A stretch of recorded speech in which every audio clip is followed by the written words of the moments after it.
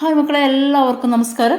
ഞാനിന്ന് വന്നിരിക്കുന്നത് വളരെ പ്രധാനപ്പെട്ട സാറ്റിലെ വളരെ പ്രധാനപ്പെട്ട 2 ചോദ്യങ്ങളുമായിട്ടാണ്. ഏതൊക്കെയാണ് ചോദ്യങ്ങൾ നമുക്ക് നോക്കാം. എന്തായാലും കൺഫ്യൂഷൻ ആവുന്ന 2 ചോദ്യങ്ങളാണ്. സ്കിപ്പ് ചെയ്യാതെ ക്ലാസ് മുഴുവനായും കാണുക. നോട്ട്സ് ഇപ്പോൾ തന്നെ ഞാൻ വാട്സപ്പ് ഗ്രൂപ്പിൽ ഷെയർ ചെയ്യുന്നതാണ്. നമ്മുടെ പാഠപുസ്തകത്തിൽ നിന്ന് അതേപോലെ പകർത്തിയിട്ടാണ് ഞാൻ നിങ്ങൾക്ക് എന്ത് ചെയ്യുന്നത്, പറഞ്ഞു തരുന്നത്. മക്കൾക്കറിയാവുന്ന കാര്യങ്ങളായിരിക്കും, എങ്കിലും നന്നായിട്ട് പഠിക്കുക, നന്നായിട്ട് ശ്രദ്ധിക്കുക. All the best. വേഗം ചോദ്യങ്ങളിലേക്ക് പോകാം. ഫസ്റ്റ് ക്വസ്റ്റ്യൻ, യൂണിറ്റ് പരപ്പളവിൽ ലംബമായി അനുഭവപ്പെടുന്ന ബലം അറിയപ്പെടുന്നത് ഏത് പേരിലാണ്? The force acting normally per unit area is called dash.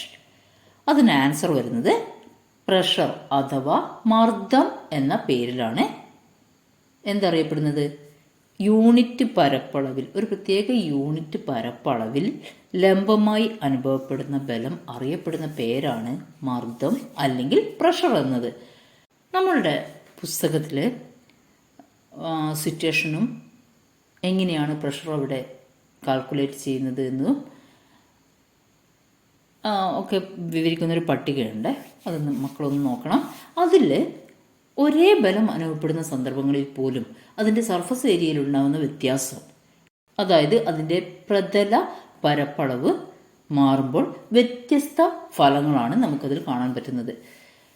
Okay, അതുകൊണ്ട് ഈ മർദ്ദം എന്താണെന്ന് കൃത്യമായിട്ട് നമ്മൾ പഠിച്ചിരിക്കണം. അതാണ് പറയുന്നത്, ഒരു യൂണിറ്റ് പരപ്പളവിൽ ലംബമായി അനുഭവപ്പെടുന്ന ബലമാണ് മർദ്ദം എന്ന് അറിയപ്പെടുന്നത്. Pressure is the force acting normally per unit area. ഒരു യൂണിറ്റ് പരപ്പളവിൽ ലംബമായി അനുഭവപ്പെടുന്ന ബലത്തെയാണ് മർദ്ദം എന്ന് പറയുന്നത്. ഇത് കൂടുതൽ സമയം പറയുന്നത് ത്രസ്റ്റും ഈ പ്രഷറും തമ്മിൽ നമ്മളോട് മാറിപ്പോകരുത്. വ്യാപക മർദ്ദവും തമ്മിൽ മാറിപ്പോകരുത്. 1 മാർക്ക് ക്വസ്റ്റ്യൻ ആണ്. ക്വസ്റ്റ്യൻ പെട്ടെന്ന് മനസ്സിലായി എന്ന് വരില്ല. ചോദ്യങ്ങൾ വായിക്കുന്ന സമയത്ത് നന്നായിട്ട് കോൺസെൻട്രേറ്റ് ചെയ്ത് വായിക്കുക. അതേപോലെ തന്നെ ഓപ്ഷൻസും വളരെ കൃത്യമായിട്ട് നോക്കുക.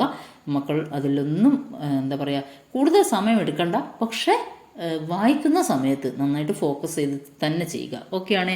അപ്പോൾ ഈ പ്രഷർ അല്ലെങ്കിൽ മർദ്ദം എന്താണെന്ന് സെറ്റായല്ലോ. ഇനി നമുക്ക് വ്യാപക മർദ്ദം അല്ലെങ്കിൽ ത്രസ്റ്റ് എന്താണെന്ന് നോക്കാം. പ്രഷറിൻ്റെ അല്ലെങ്കിൽ മർദ്ദത്തിൻ്റെ SI യൂണിറ്റ് ഏതാണ്? പാസ്കൽ. പാസ്കലാണ് മർദ്ദത്തിൻ്റെ SI യൂണിറ്റ്. ഓക്കെയാണ്.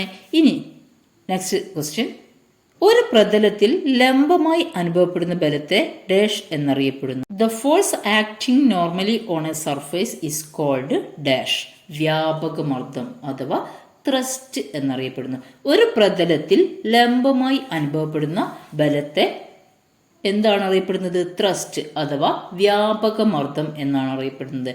The force acting normally on a surface area is called thrust. ഇത് ചോദ്യം വായിക്കുമ്പോൾ കൃത്യമായിട്ട് വായിക്കുക. ഫസ്റ്റ് ക്വസ്റ്റ്യൻ എന്തായിരുന്നു? യൂണിറ്റ് പരപ്പളവിൽ ഒരു കൃത്യമായ ഏരിയ നമുക്ക് തരും. ആ യൂണിറ്റ് പരപ്പളവിൽ ലംബമായി അനുഭവപ്പെടുന്ന ബലം അറിയപ്പെടുന്ന പേരാണ് മർദ്ദം. എന്നാൽ ഒരു പ്രതലത്തിൽ ഒരു സർഫസ് ഏരിയയിൽ ലംബമായി അനുഭവപ്പെടുന്ന ബലത്തെ അറിയപ്പെടുന്ന പേരാണ് വ്യാപക മർദ്ദം അല്ലെങ്കിൽ ത്രസ്റ്റ് എന്നത്. ഓക്കെ അല്ലേ? അപ്പോൾ യൂണിറ്റ് പരപ്പളവിൽ ലംബമായി എന്ന് ചോദിക്കുകയാണെങ്കിൽ അത് മർദ്ദമാണ്, പ്രഷറാണ്. ഒരു പ്രതലത്തിൽ അല്ലെങ്കിൽ ഒരു സർഫസ് ഏരിയയിൽ ലംബമായി അനുഭവപ്പെടുന്ന ബലത്തെ അറിയപ്പെടുന്ന പേര് എന്താണെന്ന് ചോദിച്ചാൽ അത് എന്താണ്? ത്രസ്റ്റ് ആണ്, വ്യാപക മർദ്ദമാണ്. ഓക്കെ അല്ലേ? രണ്ടും മാറിപ്പോലെ. മർദ്ദവും വ്യാപക മർദ്ദവും യൂണിറ്റ് എന്ന പദം ഉൾപ്പെടുത്തിയിട്ടാണ് ചോദ്യം വരുന്നതെങ്കിൽ അതിനുത്തരം ഏതാണ്? മർദ്ദം അഥവാ പ്രഷർ. ഒരു സർഫസ് ഏരിയ അല്ലെങ്കിൽ ഒരു പ്രതലത്തിൽ ലംബമായി അനുഭവപ്പെടുന്ന ബലം എന്ന് ചോദിച്ചാൽ അതിനുത്തരം മക്കൾ മാറാതെ എഴുതണം, തെറ്റാതെ എഴുതണം. വ്യാപക മർദ്ദം എന്നാണ് അഥവാ ത്രസ്റ്റ് എന്നതാണ്. മർദ്ദത്തിൻ്റെ യൂണിറ്റ് ചോദിച്ചാൽ അത് പാസ്കലാണ്.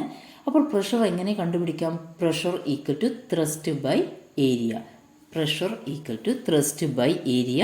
മർദ്ദം സമം വ്യാപക മർദ്ദം ഡിവൈഡഡ് ബൈ പരപ്പളവ് എന്താണ് അതിൻ്റെ ഇക്വേഷൻ വരുന്നത്. ഓക്കെ ആണേ മക്കളെ?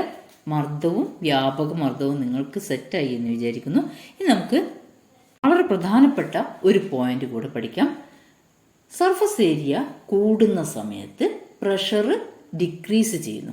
സർഫസ് ഏരിയ ഇൻക്രീസ് ചെയ്യുമ്പോൾ പ്രഷർ ജസ്റ്റ് ഓപ്പോസിറ്റ് ആയിട്ട് ഡിക്രീസ് ചെയ്യുകയാണ് ചെയ്യുന്നത്. അപ്പോൾ സർഫസ് അളവ് കൂടുന്ന സമയത്ത് മർദ്ദം കുറയുകയാണ് ചെയ്യുന്നത്.